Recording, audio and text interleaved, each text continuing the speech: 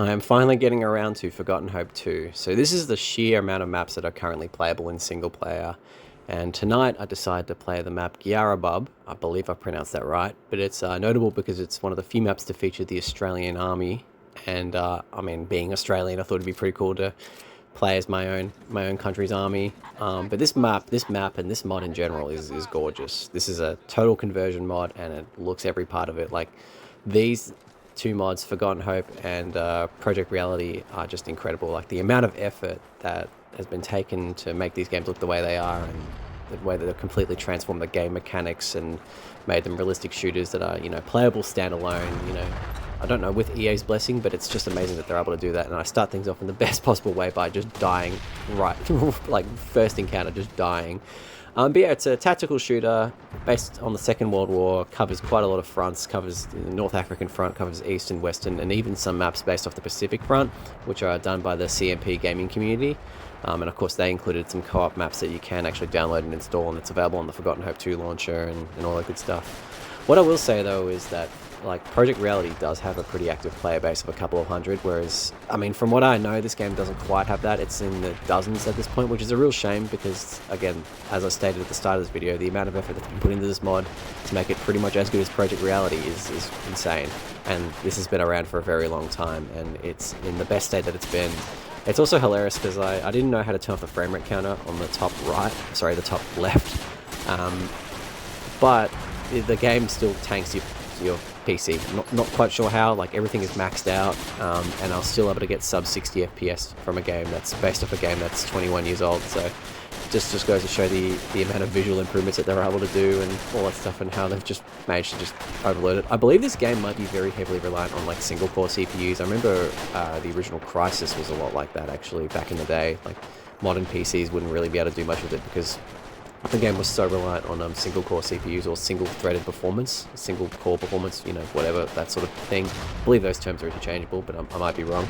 And it might be the same story here, but yeah, no, I love this map, and I love this game. I've been playing this game on and off for a little while. I haven't given it as much love as I've given Project Reality, but it's, every single time I play it, I still absolutely love it, and I just, love I'm gonna say it again, but I love the attention to detail, and single player is a lot of fun. You can have up to, I believe you can have up to like 128 bots or something like that, and I did try that on a map, but yeah, I probably wouldn't recommend it on an infantry only map. I'd probably recommend it on a vehicle map. But yeah, this was a rather fun attempt because we tried to break in and, take the base and all that good stuff, but it kind of didn't work out because the bots tended to get themselves congregated in the narrow hallways.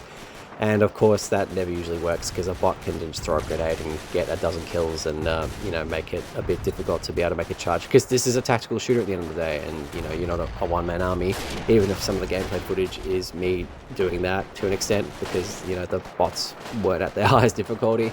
And Battlefield 2 can be very unforgiving at highest difficulties. I am probably not the most professional Battlefield 2 gamer out there. But yeah, I mean, this game is free to download. It is pretty much a standalone game at this point. Like, of course, there is still some cool Battlefield 2 stuff because that is what is needed to run the game. But like, there is pretty much no assets that I'm aware of that from the vanilla Battlefield 2 game that are in this game at this point. Like, such is the effort that they've done. It is a total conversion mod in the truest of senses, and I got team killed there, so that was great. But yeah, total conversion mod, amazing, just attention to detail. All that good stuff. Again, I've said that like 4 times now at this point. Do go and download it. I'll be posting links in the description, and I will be doing more gameplay clips because I do want to highlight the other factions. I just wanted to play as the Australians because it's pretty novel. You don't get many games that you can play as the Australians during the Second World War.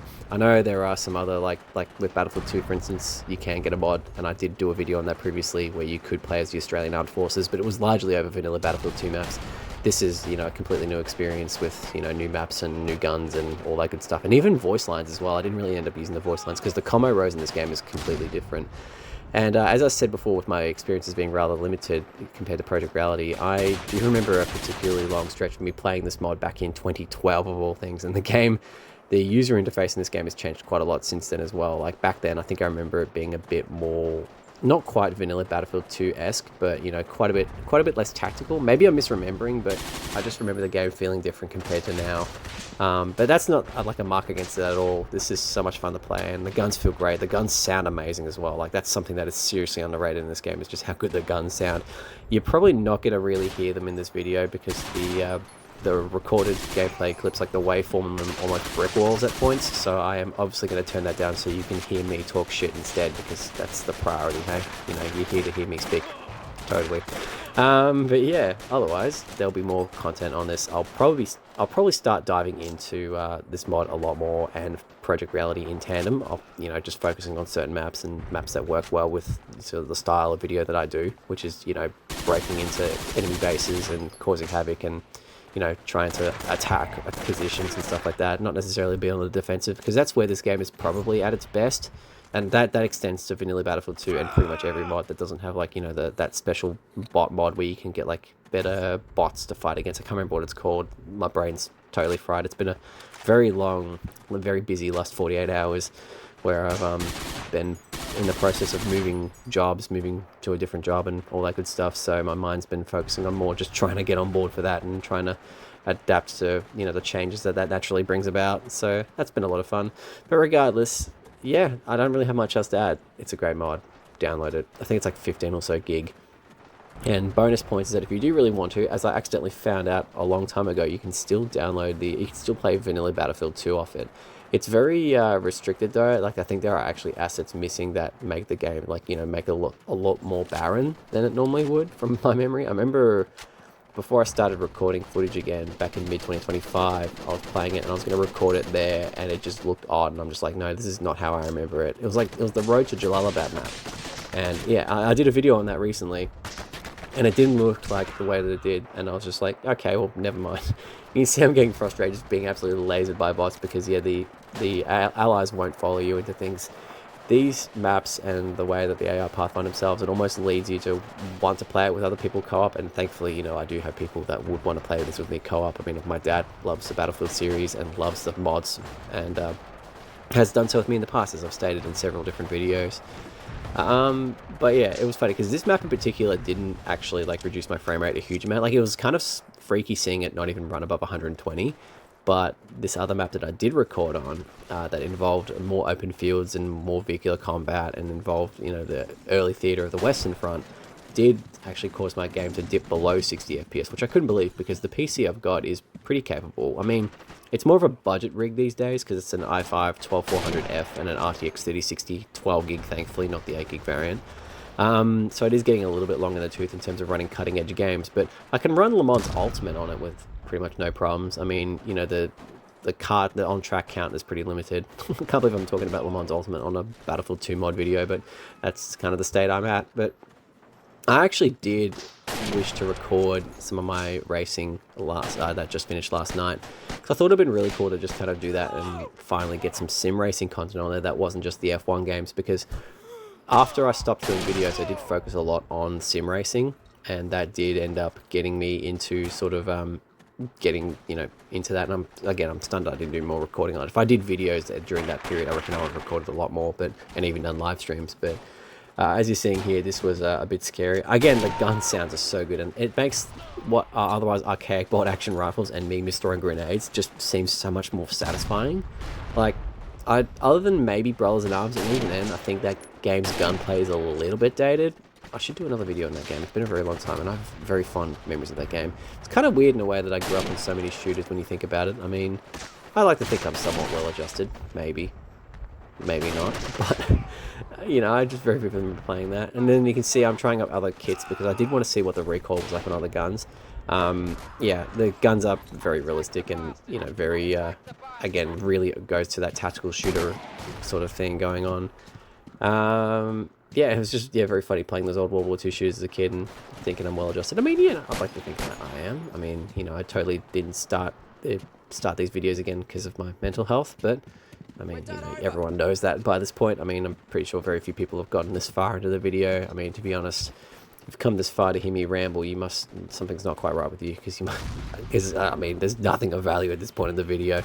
It's just me hopelessly trying to capture this fort and trying to, you know, break the siege and actually get bots to spawn in areas so I can actually get stuff done. But that unfortunately didn't quite eventuate. I did find that the user interface being on the more minimal side though in this game does lend to it probably being one of the only negatives I have to say about this, is that you can't really, there's no real ticket count. It's up the top right corner, and it's like the little bar, almost looks like a life bar. I mean, I guess it kind of is in a way, but it's just kind of weird how it's just so minimalist. I guess like the ammo counter and all that's also, you know, just, you know, it's as simple as it needs to be.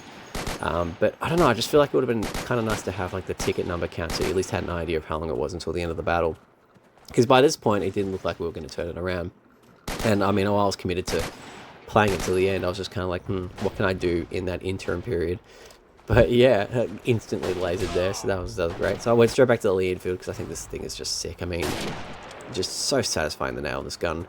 And I'll make pretty much one last ditch effort here to capture a base because the AI, the allies were not doing much, which is again an unfortunate thing with some of these more complex maps. I did sort of say that Vietnam in 1942 had bad bot pathfinding, but I don't think this was much better either, unfortunately. But alas, you know, it was a fun bit of gameplay.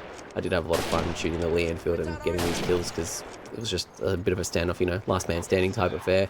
And yeah, I mean, I really don't have much else to add, guys. I do apologize again, kind of running out of things to say. I am probably heading into a bit of a burnout sort of stage where I'm kind of running out of things to talk about, but video uploads will probably slow down as a result of that. Like, I'm not intending on stopping them outright, but I will probably take my time between them so I've actually got more interesting things to say, because it is getting a bit filler-esque, and as much as these are relatively low effort compared to a lot of long-form videos or, you know, even short-form videos these days on YouTube, I did want to come back and do a bit of a classic gameplay style video, like the ones from the 2000s and even early 2010s where people would just talk random shit over games.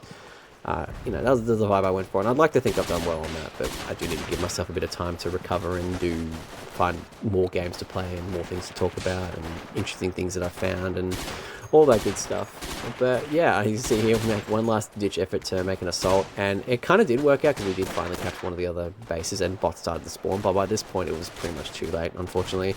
Would have been cool to keep it going, but yeah, and I was kind of hesitant to run into a field that was sparked by a grenade called white phosphorus because I immediately thought that was a war crime, but evidently it was just a smoke grenade. But anyway, I'm going to end it there, guys. This is a bit of a bizarre note to end it on. Hope you enjoyed the video. Sorry it was a bit rambly. It was very rambly, but I hope you enjoyed the video nonetheless. And I'll see you guys in the next video. Bye for now.